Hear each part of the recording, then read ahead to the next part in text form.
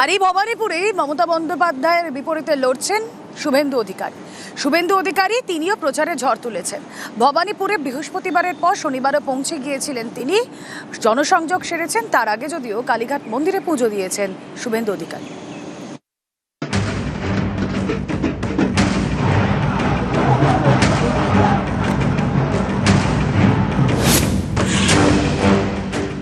মানুষ পরিবর্তনের পক্ষে, প্রত্যাবর্তনের পক্ষে নয়। হেভিওয়েট কেন্দ্র ভবানীপুর, মমতা বন্দ্যোপাধ্যায়ের কেন্দ্র। এই ভবানীপুরে এবার বিজেপির বাজি শুভেন্দু অধিকারী।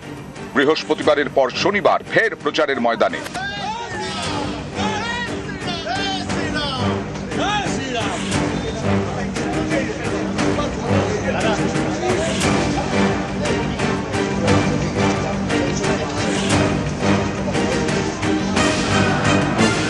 এদিন কালীঘাট মন্দিরে পুজো দেন শুভেন্দু অধিকারী।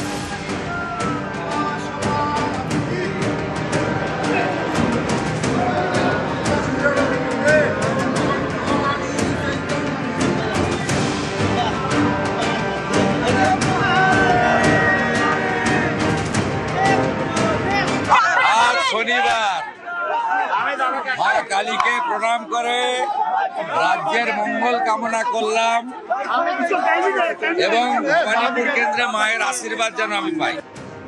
কালীঘাট মন্দিরের কাছেই নকুলেশ্বর মন্দির এবং জগন্নাথ মন্দির, এই দুই মন্দিরেই পুজো দেন বিজেপি প্রার্থী।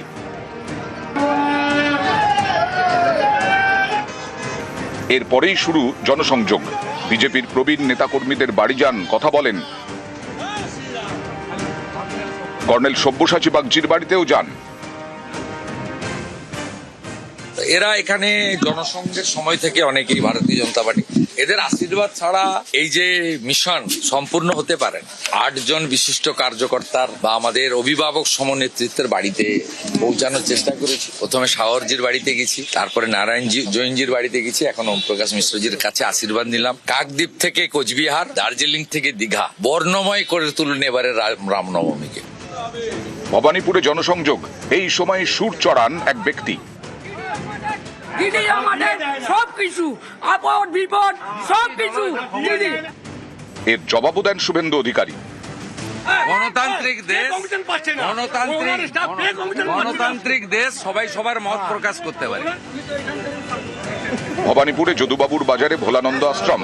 জনসংযোগ সেরে আশ্রমে যান শুভেন্দু অধিকারী, কথা বলেন সাধু সন্তদের সঙ্গে।